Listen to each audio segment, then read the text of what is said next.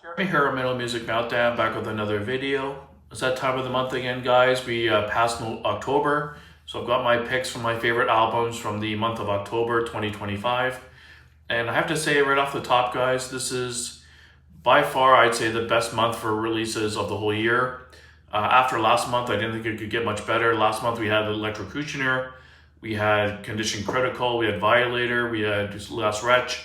Some really strong albums in September. But October was just blasted with huge releases and some surprising albums that were new to me, that really blew me away, and I would almost guarantee will be on my year-end list. And one album I thought was guaranteed to be my number one of the month actually slipped out at number 4, so really surprisingly. And if you're a fan of my channel, you probably knew who I'm talking about, but we'll get to that.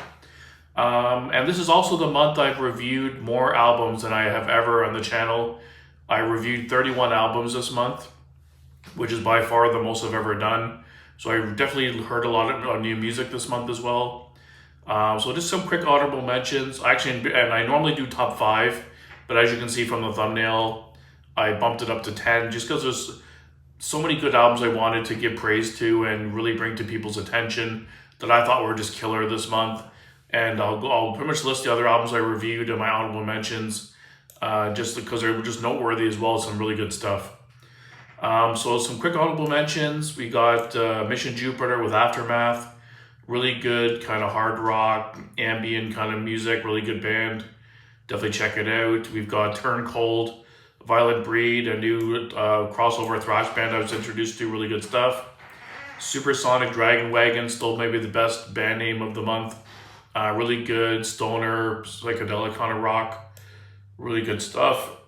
We had Dead Heat, which is another one that was almost competing for the bottom of my list.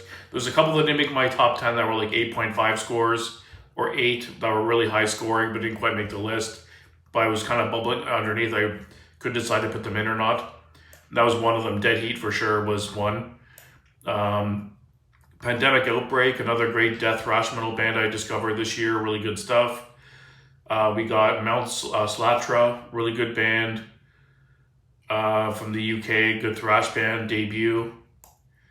We had Syntage, Syntage, that was another band that was kind of duking it out for the bottom of the list. Really good hard rock, kind of traditional heavy metal, really like that album. It was like an 8.5 score, really good stuff. We have Fyron, a cool band out of Singapore. I really enjoyed that album as well, really cool stuff. We had Hellthrone, a great debut EP from these guys, good stuff. We had Alpha Destroyer, good hard rock, fun album. Miasmic Serum, good death metal album, worth checking out. Bone Church, really good stoner kind of doomy album, definitely worth a spin, was bubbling onto the bottom of my list. Hostilia, really good thrash album I reviewed last week. Another one that was kind of competing for the bottom of the list. And Chain Wolf was a really good album. I think I gave it like an 8.5, 8.75 in the rating. Just some balls out, super aggressive thrash, crossover. That one I really pained me to leave off the list. That would probably be number 11. It's just really good, in your face, aggressive thrash. Aquila, another good thrash album. We had Red Shark, kind of a speed, power, heavy metal album. I really enjoyed that one as well. And then Starlight Ritual, I just reviewed a couple days ago. Really good traditional heavy metal album. If it wasn't for those last 2 songs on the album, it probably would have been in the top 10 for sure. It's a really strong album. Okay, guys, so I didn't really mean to name all the albums I checked out this month, but they're all notable. They're all really good stuff. Let's get into the list. Number 10, I went with the new Orbit Culture and their album called Death Above Life. Just a really good, heavy Orbit Culture album. Really heavy stuff, really pounding guitars and drums. The only reason I think it's a little bit lower on the list is I found a couple of the songs to have very similar guitar riffs and sound overall. I think it needed a little bit more dimension in the album. But again, this is one of these albums that when I heard it was coming out months ago, It was a highly anticipated album for me, and I can't believe it's number 10. Like, this is of an album I only assumed it would be in my top 5, and it blows me away that there's so much good material this month. That Orbit Culture hit number 10. Just crazy month. Number 9, I went with Hooded Menace, their new album, Lacrimos Monuments of Obscuration. Really good death doom band. They incorporated a little bit more traditional heavy metal albums in the new album. Really good stuff though. I'm not sure if it's my favorite album from the band. I think I still prefer a couple of their older stuff, but a really, really strong album. Another one that I thought was going to be in my top 5 automatically because I love Hooded Menace. But again, it slipped down to number 9. And number 8, we have the new Soulfly. Again, another album. When I heard it was coming out, I thought it was going to be top 5 because I love Max. I love all his projects, and this was a killer album. Super heavy, kind of a mix of death metal and kind of new metal vibes. Definitely went back to their older school sound from the early 90s, old Soulfly, first couple of Soulfly albums. A little bit of like a new metal mixed in, like I said. Really strong album, just like aggressive, brutal, 32 minutes of just a brutality. I loved it. But again, surprising it went down that far down on the list. Next in line, we got Scorching Tomb, new band for me. This is their debut album, Ossuary. Really good old school death metal. Like, this pained me to leave out of the top 5. It's definitely going to make my top 10 death metal albums of the year. It's an incredible album out of Montreal, Quebec, Canada. Definitely watch these guys if you're into that old school kind of 90s raw, mid-pace, a lot of groove, like Cannibal Corpse, but a little bit more groove laden. You'll love this band. Really, really good stuff. And at number 6, I went with a newer band again called Occult Kenji. This is a band out of Cyprus, kind of a mix of metalcore, some folk metal elements, really good clean vocals. It's a project from the guy who's the bass player out of Dagger. Really good thrash band I discovered this year as well. And this just barely did make my top 5. I went down to number 6. But I'm surprised this beat out like Scorching Tomb, Soulfly, Hooded Menace, Orbit Culture. Like, I really like this album. It's got a really cool sound, a little different flavor. It's more mellow in a lot of ways, but it does have heavy parts. But the clean vocals are incredible. The songwriting, a lot of diversity in the songs, a lot of good variety on the album. Really good production, killer artwork. I love the artwork on this one. Definitely one of my favorite artworks of the year. And yeah, it's just an album I found myself kept going back to. And I just wanted to keep listening to it. So I had to make it a bit higher on the list. Number 5, we're getting into the top 5 now. We have Grave Ripper with their new album from Welcome to Tundra. Really good blackened speed thrash metal. Really good album. Great artwork, great songs. 33 minutes of just intensity and blackened vocals, angry. Love this album. Definitely one I want to pick up on for my collection. Really good, strong album. And guys, at number 4, I can't believe it, Testament with Parabellum. I thought this was easily going to be my number 1 for the month without even having to listen to it, because I love Testament that much. But you know how I am on the channel, guys. I always keep it honest. And if other albums are just, I find personally better in my taste, I can't put it ahead. It's just the way it's got to be. But it pained me to put my boys in Testament on number 4. Like I said, I thought this was going to be a top 5 year-end album for me. It might still make my year-end list, depending on how my listening habits go the rest of the year, but it just blows my mind that I have it at number 4.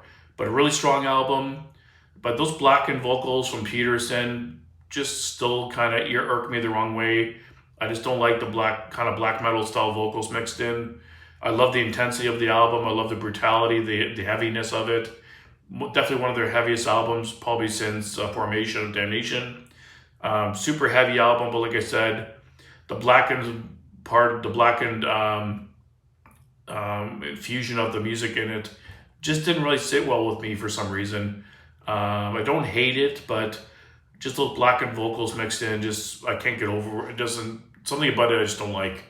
If you stripped away the blackened vocals from Eric Peterson and just left Chuck's vocals in there, I think it would be a lot better album in my opinion. But I still gave it almost a 9 out of 10, so it's a really killer album still. But unfortunately, it's on number 4. Pains me to put Testament at number 4. And that's for the month and not even for the year. It's crazy. But anyways, number 3, we have Dissonance Theory by Coroner. I have to admit, the Coroner album overall as a whole is just a little bit stronger than Testament. Great vocals, really catchy riffs, heavy riffs, very thrashy. These guys haven't been around for 3 decades and they came back with a vengeance.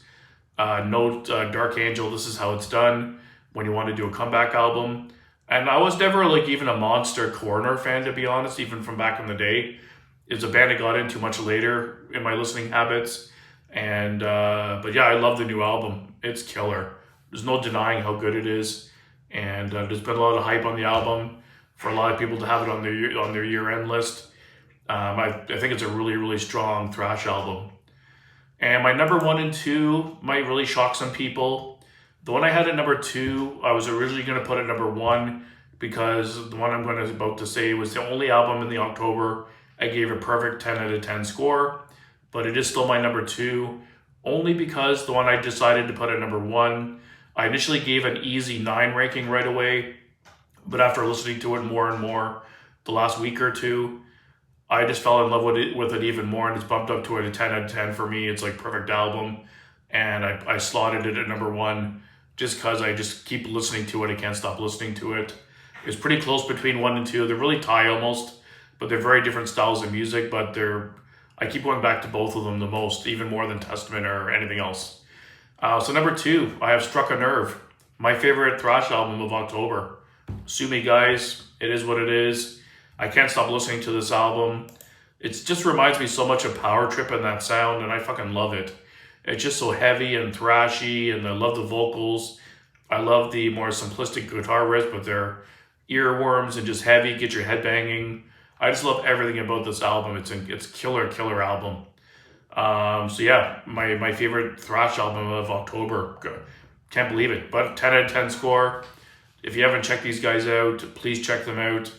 Like I said, this is their debut full length. It's an amazing album. And at number 1, like I said, I initially gave it a 9 out of 10 easily. But again, after a few more listens, it quickly became a 10 out of 10 album for me after more listens. And that is An Abstract Illusion with The Sleeping City. This album is ridiculously good. It's like Opeth-ish vibes, but a lot more synths and keyboards mixed in, a little bit more ethereal sounding, a little more ambient. Still has a lot of heaviness to it. Got the clean and mix of clean and harsh vocals. Beautiful artwork, beautifully composed songs. The songs are very long, but they don't really overstay their welcome. They go by pretty quickly. It's an hour long. It is pretty long, which was kind of my only gripe of the album when I rated it, which is, I think, why I initially only gave it a 9. But after listening to it the last couple of weeks, I don't even think about that anymore. I love the songs. They're so good. This is going to be my top 10 end year end list for sure. Probably top 5. So that's my list, guys. Let me know down below what your favorite albums of October was. Easily my favorite month of the whole year so far for releases. And just pains me, like I said, to have like Testament at number 4. Kind of blows me away, but kudos to Struck a Nerve, man. Those guys are fucking killing it, doing it the right way. So thanks for watching, guys. Please list your favorites down below and keep it metal.